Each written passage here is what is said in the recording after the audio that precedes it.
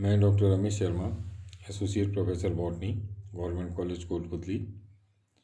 कवक का इंट्रोडक्शन या परिचय का दूसरा ये लेक्चर, जिसमें हम इसके कुछ जो विशेषताएं हैं कवक की, उनके बारे में हम बात करेंगे। तो जो एलेक्सोपोलस और मिम्स हैं, इन्होंने कवक को जो परिभाषित किया कि यूकैरियोटिक बीजाणुधारी क्लोरोफिल रहित जीव, eukaryotic spore bearing chlorophyllous organism इनको कहा, जिनमें लैंगिक एवं अलैंगिक प्रजनन होता है। इनकी कायिक संरचनाएं तंतुवत एवं शाखित होती हैं एवं ऐसी कोशिका भित्तियों द्वारा आवृत होती हैं जिनमें अन्य जटिल कार्बनिक अणुओं के साथ साथ काइटिन या सेलुलोज अथवा दोनों ही होते हैं। काइटिन या सेलुलोज इनमें से एक हो सकता है या दोनों ही होते हैं इनकी कोशिका भित्ति में। अब एम्सवर्थ के अनुसार जो कवकों की प्रमुख विशेषता हैं वो इस प्रकार से हैं। अगर सबसे पहली बात हम करें इनके न्यूट्रिशन की या पोषण की, तो प्राय परपोषी पादप हैं जो अपना भोज्य पदार्थ जीवित या मृत माध्यम से अवशोषित करते हैं। थैलस जो है इनका, वो प्राय एक कोशिकीय, अमीबीय या प्लाज्मोडियल या तंतु में कवक जाल संरचना के रूप में जो कि पटरहित या पटयुक्त हो सकता है तथा आधार में अंतःस्थापित या बाहर निकला हुआ होता है। तीसरा, कोशिका भित्ति सेलुलोज या काइटिन अथवा दोनों की बनी होती है और इनका जो क्लास है ओमाइसीटीज, वहाँ पे ये सेलुलोज के द्वारा निर्मित हो सकती है। सेल ऑर्गेनाइजेशन या कोशिका संगठन, जो यूकैरियोटिक जीव हैं ये, जिनकी सुखाय संरचना एक या बहुकेंद्रकीय माइसीलियम के रूप में पाए जाते हैं। ये कवक जाल होमो या हीटोकैरियोटिक हो सकता है, द्विगुणित या अगुणित हो सकता है। कवक जाल में डाइकैरियोटिक अवस्था बहुत थोड़े समय के लिए पाई जाती है। इनका जीवन चक्र सरल से जटिल होता है। इनका कवक जाल वो होमोथैलिक या हीट्रोथैलिक हो सकता है, अर्थात दोनों विपरीत प्रभेदों की लैंगिक संरचनाएं एक या अलग कवक जालों पर उपस्थित लैंगिक प्रजनन के परिणाम स्वरूप विकसित होने वाली स्पोरोकार्प छोटी या बड़ी हो सकती है।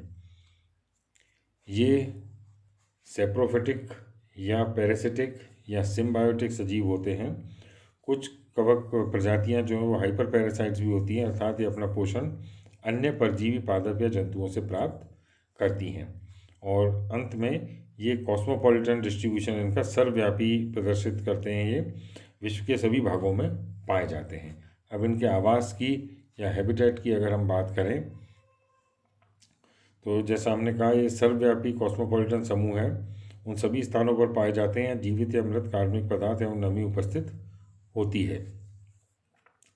जहाँ भी जीवन का अस्तित्व होने की संभावना होती है वहीं कवक प्रजातियाँ भी मिल जाती हैं। इनकी आवास स्थली के आधार पर हम दो वर्गों में इनको बांट सकते हैं। पहला हम बात करें जलीय कवक की, तो जो जलीय कवक हैं ये अनेक कवक सदस्य विभिन्न प्रकार के जलीय आवासों जैसे ताज़ा पानी या समुद्रों में खुले जल में या जलाशयों की गहराई तलहटी में पाए जाते हैं। ये जो कवक प्रजातियां हैं अपना जीवन यापन जलीय पौधों या प्राणियों पर मृतोपजीवी सेप्रोफाइट्स या पैरासाइट्स के रूप में करती हैं। इनमें से मृतोपजीवी सदस्य जल में डूबी हुई पौधों की शाखाओं, पत्तियां, फलों आदि पर के अवशेषों पर पाए जाते हैं। अधिकांश जलीय कवक मेस्टिगोमाइकोटिना, काइट्रेट्स, कोलियोमाइसिटीज और ड्यूटेरोमाइसिट्स नामक कवक के टैक्सा के सदस्य हैं और कुछ जो हैं वो एस्कोमाइसिटीज और बेसियोमाइसिटीज से भी संबंधित हैं। दूसरा जो समूह है वो स्थलीय कवक या टेरेस्ट्रियल फंजाई। इनको आवास के आधार पर फिर अनेक उप श्रेणियों में हम बांट सकते हैं। जैसे पहला सॉइल फंजाई, सभी कवक संवर्गों का अधिकांश मृतोपजीवी, सहजीवी, परजीवी या कृमिनाशी सदस्य मिट्टी में जीवन यापन करते हैं। इनको सॉइल इनहेबिटेंट कवक कहते हैं। कुछ अन्य कवक पौधों की जड़ों में भी मिलती हैं, इनको रूट इनहेबिटेंट कहते हैं। मृदा कवक प्रजातियां विभिन्न प्रकार के पदार्थों जैसे शुगर, सेलुलोज, लिग्निन आदि का अपघटन करके इनको अपने पोषण के लिए उपयोग में लेती हैं। कुछ विशेष प्रकार के सदस्य जो हैं वो गोबर व अन्य जानवरों के मल को अपना पोषण प्रयुक्त करते हैं, जैसे पाइलोबोलस। फिर दूसरा है सहजीवी कवक या सिम्बायोटिक फंजाई। ये जो कवक हैं ये शैवाल के लाइकन्स और कवक मूल अथवा माइकोराइजा इस वर्ग के उदाहरण हम सबसे बेहतर तरह से समझ सकते हैं। लाइकन एक ऐसा गठबंधन है जिसमें एस्कोमाइसिटीज या बेसोमाइटिसी वर्ग की कुछ कवक प्रजातियां ब्लू ग्रीन एल्गी या ग्रीन एल्गी के साथ सहजीवी संबंध स्थापित करती हैं और गठबंधन के दोनों सदस्य संयुक्त रूप से एक सर्वथा अलग पादप के तौर पर निरूपित होते हैं। इनको हम शैवाल के लाइकन कहते हैं। ये प्राय चट्टानों, वृक्षों के तनों एवं शाखाओं पर पाई जाती हैं। कवक मूल या माइकोराइजा जो है ये बेसिडियोमाइसिटीज के कुछ सदस्यों के जो माइसीलियाँ हैं वो उच्च वर्गीय पौधे जैसे आवृत बीजी शंकुधारी वृक्षों की जड़ों के साथ सहजीवी बंधन स्थापित कर लेती हैं। तो लाइकन और माइकोराइजा। तीसरा जो है वो है परजीवी कवक या पैरासिटिक फंजाई। इसके अंतर्गत अनेक प्रकार की प्रजातियां पौधों, प्राणियों एवं मनुष्य की परजीवी के रूप में संक्रमण करती हैं और उनमें रोग उत्पन्न करती हैं। जैसे अंगमारी, कीटकंड एवं आसिता नामक पादप रोगों के बारे में मनुष्य को प्राचीन काल से ही जानकारी प्राप्त है। चौथा जो है वो है हाइपर पैरासिटिक फंजाई।